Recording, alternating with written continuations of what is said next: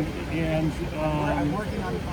wondering, I guess, in response maybe to criticisms, about the way that the president maybe has handled the pandemic, or the recent revelations that came up from the interview with Bob Woodward, and his response to his questions about addressing racism and what's going on in the country right now with protests. So that was like 3 questions in one. That's all right. I'll start from the beginning and work my way through. One, we have heard not one word about Bob Woodward's book from anybody here in Iowa. Not a single thing other than from the media.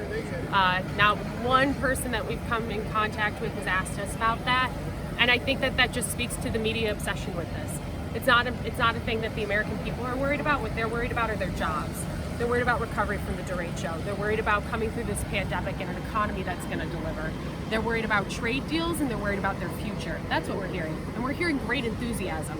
We're hearing people who know that this president has delivered in a way that politicians have never for them.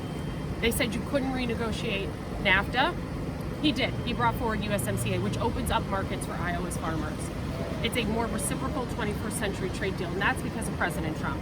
They see things like a president who's fighting for them. I think Penny always says it really nicely. She said it throughout the trip. We hired a bodyguard, and that's what we got in President Trump. He's a man who has fought for the American people, and that's what the people of Iowa have seen, and that's what they're standing with, and they're excited. They're out here.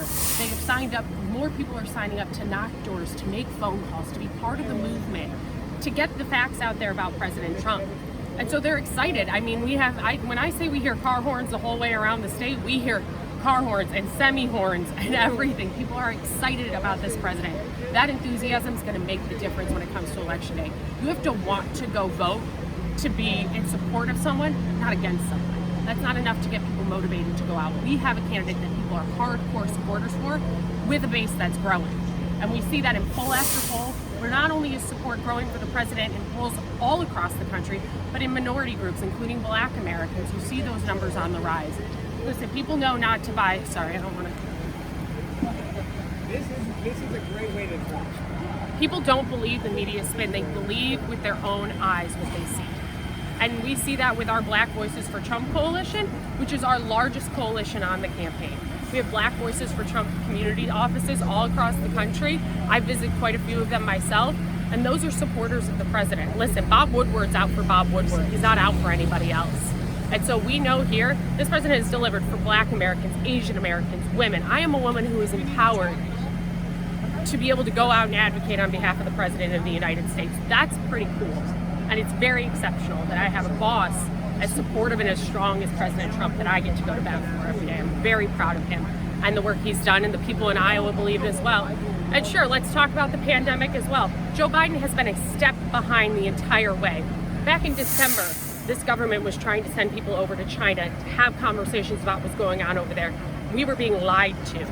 And in January, when the president stopped inbound flights from China, Joe Biden called it hysterical xenophobia. This is a president who has taken the advice, taken the counsel of his leaders, of the medical experts in this country, and fought every day. He has kept the American people updated through his own volition, standing in front of the White House press corps to give briefings on what's going on in this country. They said we're not going to have enough ventilators in this country. The president surged a private-public partnership in order for there to be ventilators, testing capabilities, swabs. Everything that this country has gone through, this president has stepped up. We don't need to guess what a pandemic preparedness looks like under Joe Biden. We've seen it. H1N1, they left the stockpiles depleted in this country. They stopped testing and didn't tell the states that they were going to stop testing and reporting new cases, because even Ron Klain said himself that we already know that this is an issue. They got lucky that nothing went wrong. That's Ron Klain's admission on the Joe Biden campaign. We've seen exceptional leadership from President Trump. We've seen a man who has been a steadfast cheerleader for this country and who saved countless lives through his actions. We know what he would do. Joe Biden was a step behind every step of the way. We know that President Trump saved lives. I think I hit everything in that question.